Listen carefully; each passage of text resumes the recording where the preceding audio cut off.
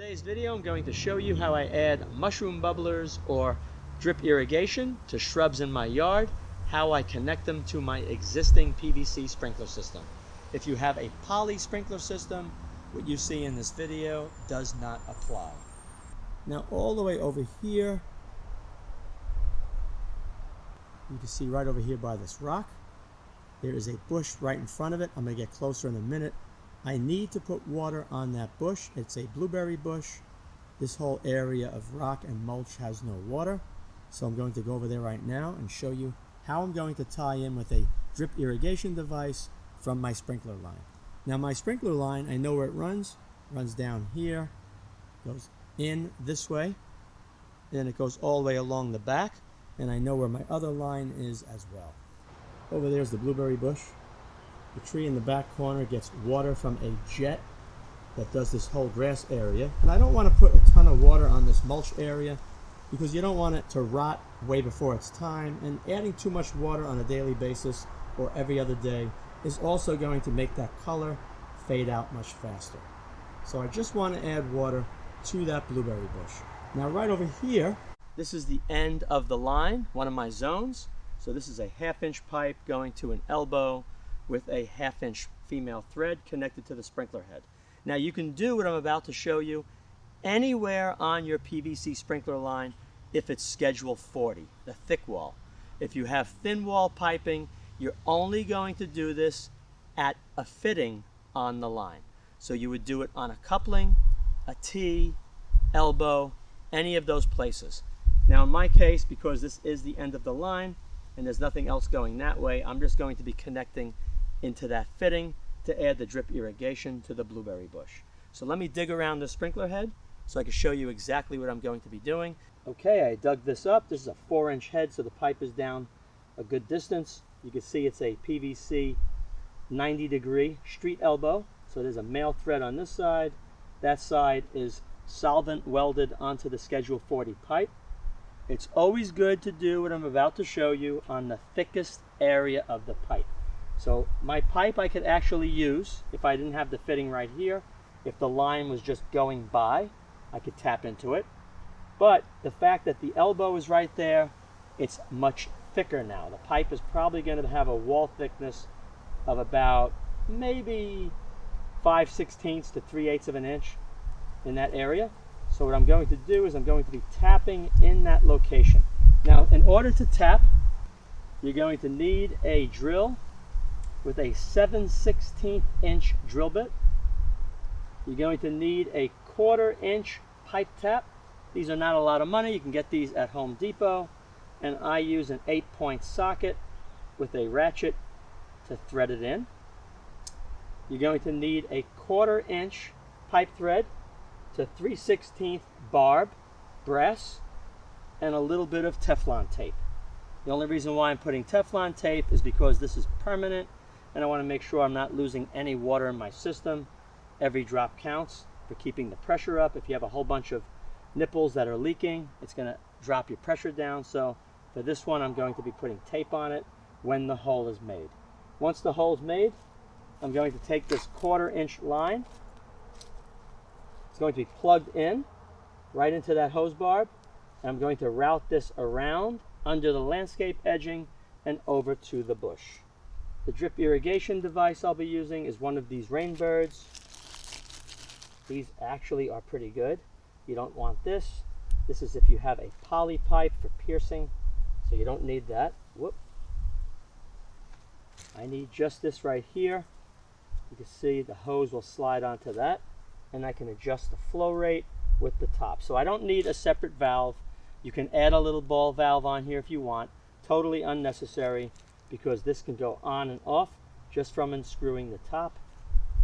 Wide open, a lot of flow, tight, completely off.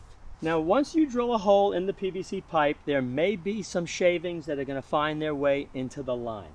So if this is the end of the line like I have, just unscrew this head. You're going to blow out the system when it's complete and then put the head back in. If you're in the middle of a line, you're going to go to where the last head is on the sprinkler line and you're going to remove that one.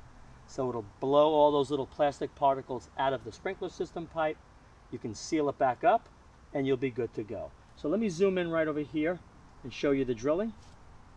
I'm going to be drilling right in this area here at an angle. It's always good to avoid mold lines because it's a pipe thread, and as you thread it in, you can spread the pipe and you don't want to have it break open on a mold line. So make sure you put it at a side position away from the mold line or diagonal coming up like this. I'm coming up just like this, so let me drill right here.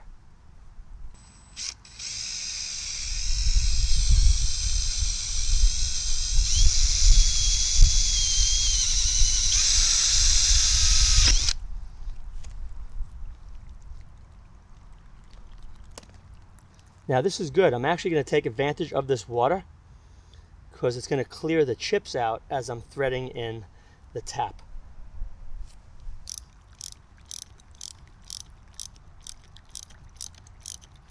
This is really good. It's blowing out all those little particles.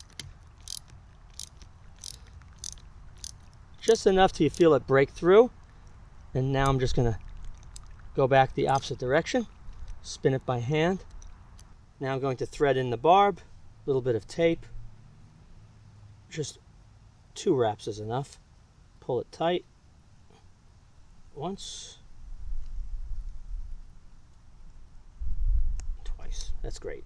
Now I'm going to just go here, get it at the right angle, and it should thread right in. And yes, it's going in nicely.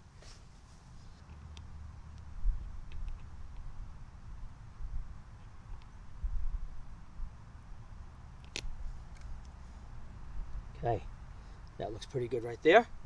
I'm going to unscrew this because I want to blow that out once I turn the sprinkler system on. But before I do that, let's connect up the tubing now.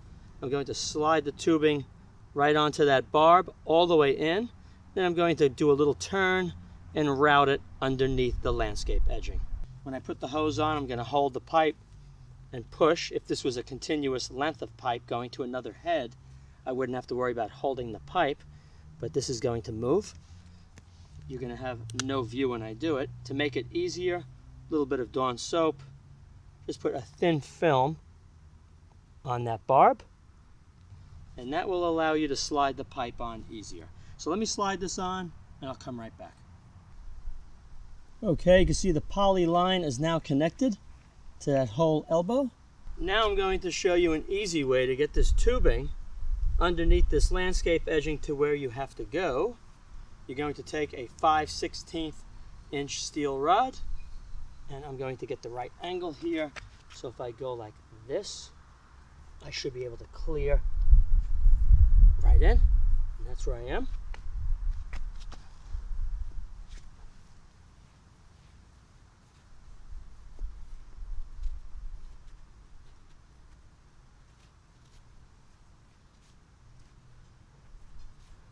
Okay, made a hole, slide the tube through that hole.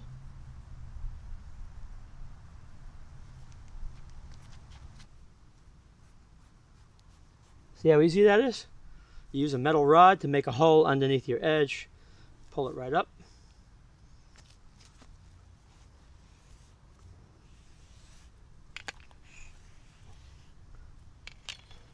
And I want to leave a relaxed loop. That's it. Okay, now let's just take this, push that in tight. That's all ready to go.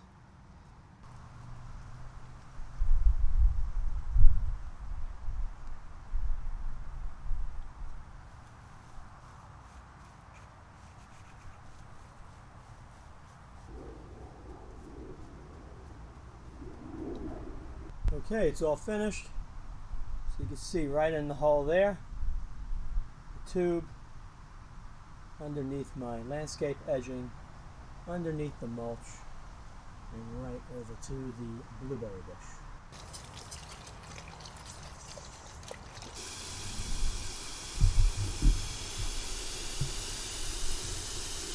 Hard to see.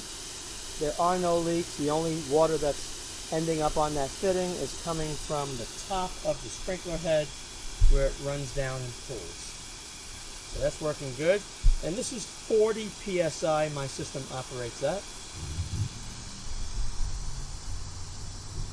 And you can see right here it's working perfectly. How I have it adjusted, I don't want too much water. The zone will run, I think, 18 minutes. So if I get a couple of gallons of water, that's more than enough. It will drain through anyway because there's a lot of sand. Now if you wanted to add 2 bubblers on that one tap from the PVC line, that is not a problem.